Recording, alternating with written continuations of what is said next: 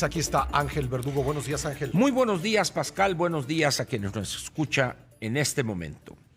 Mira, antes de, previo al lunes o previo al domingo y el lunes, que va a haber actos organizados primero para celebrar el Día Internacional de la Mujer, que es el domingo, y luego este tan esperado paro que valdrá la pena seguirlo de manera muy acuciosa, muy objetiva.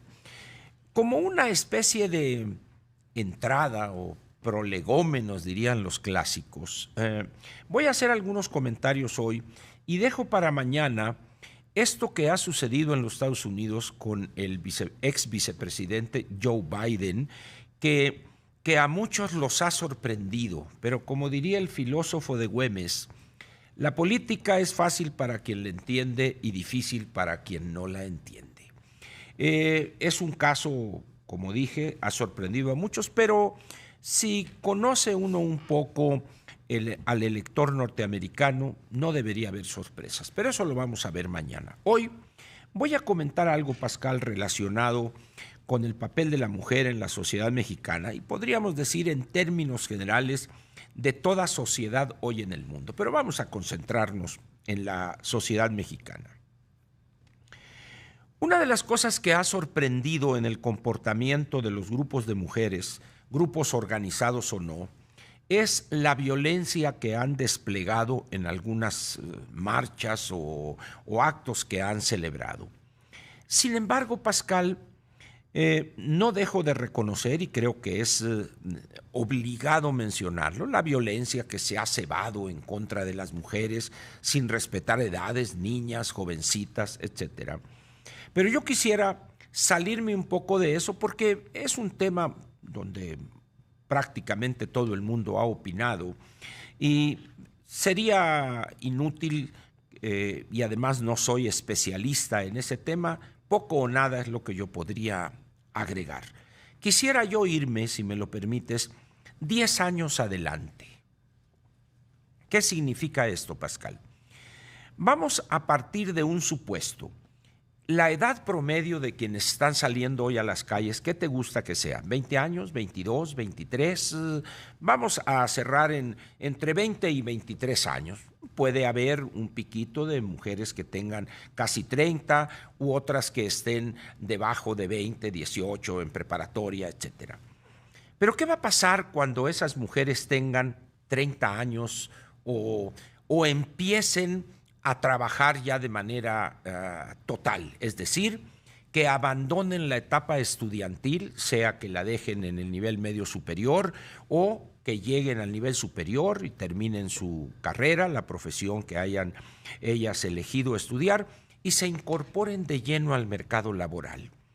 ¿Cuál sería la conducta en ese momento y cuáles serían los problemas que enfrentarían ellas al estar ya desempeñándose de una manera profesional en una oficina, en un centro de investigación, en alguna línea de producción, hoy hay muchas mujeres que han abrazado la carrera de ingeniería, de tal manera que es no infrecuente encontrar en algunas... De hecho, hay grupos donde hay más mujeres que hombres. Más mujeres que hombres en ingeniería, por la delicadeza que tienen en algunos procesos, sobre todo lo que tiene que ver con la electrónica.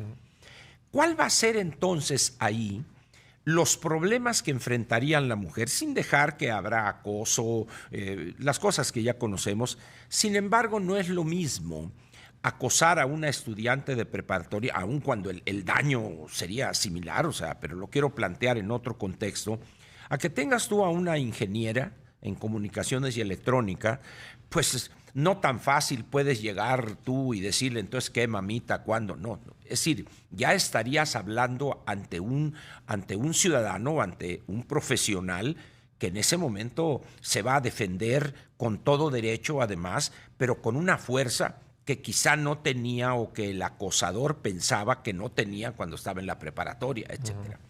Y ahí sucede algo muy curioso, Pascal, que los problemas que va a enfrentar la mujer en el ámbito laboral resulta que son los mismos que enfrenta el hombre.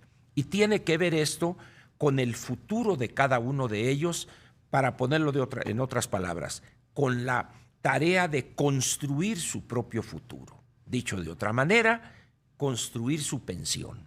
¿Qué van a hacer en ese momento?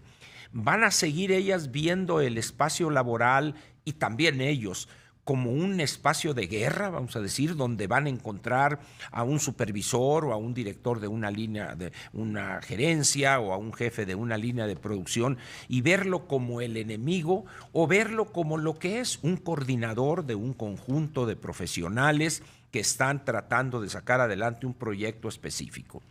Y entonces llegamos a esto, Pascal, que todos pasamos por la etapa juvenil, vamos a ponerlo de esa manera, varones y mujeres. Y hubo la rebeldía natural, para ponerlo de alguna manera, en esa etapa juvenil. Pero llega un momento en que la realidad termina por imponerse. Y en ese momento las decisiones tienen que empezar a tomarse con base en la realidad laboral que va uno a desempeñar.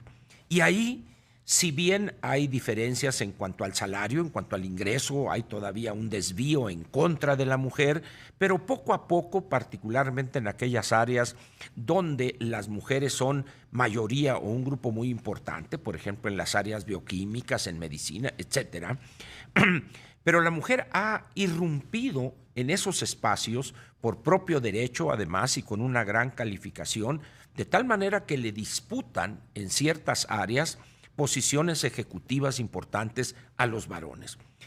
Y vuelvo entonces al tema que es, ¿qué piensan ellas y ellos en ese ambiente laboral donde tienen que pensar en qué van a hacer o cómo van a vivir cuando lleguen a los 65, 70 años?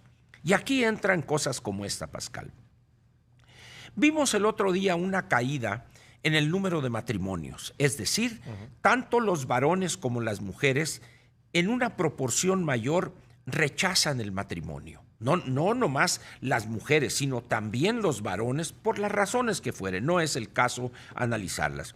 Segundo, se divorcian también, a veces promovido por la mujer o por el varón. Es decir, a medida que dejas aquella etapa juvenil, repito, utilizo quizá mal el adjetivo, pero empiezas a enfrentar una realidad donde no distingue esta realidad a esta como es mujer la voy a tratar así. No, los números de años de trabajo, el número de semanas cotizadas, etcétera, etcétera, casi los iguala.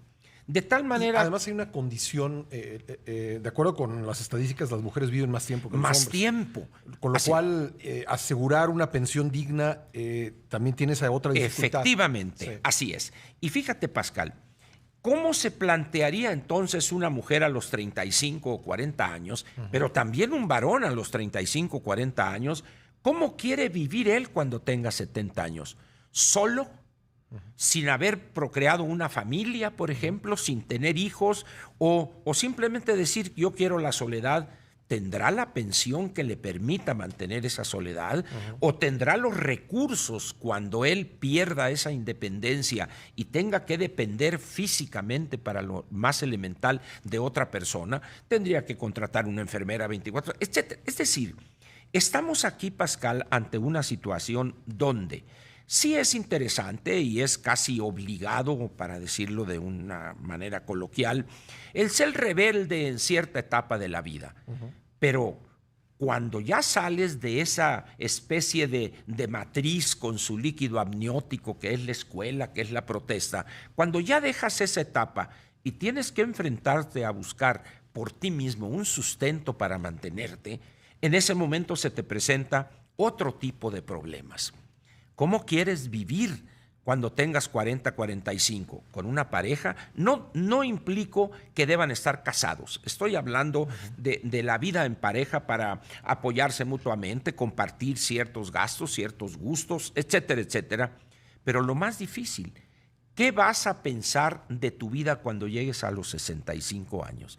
¿Vas a seguir manteniendo esa actitud casi peterpanesca, que es un fenómeno que se está dando en muchas sociedades, donde las personas piensan que pueden ser jóvenes toda la vida? Y no es así, porque la realidad laboral se encarga de decirte, sabes que no puedes, porque los padres fallecen, ha habido pocos hijos, no te dejan una herencia, de tal manera que dices, ¿y ahora qué hago solo?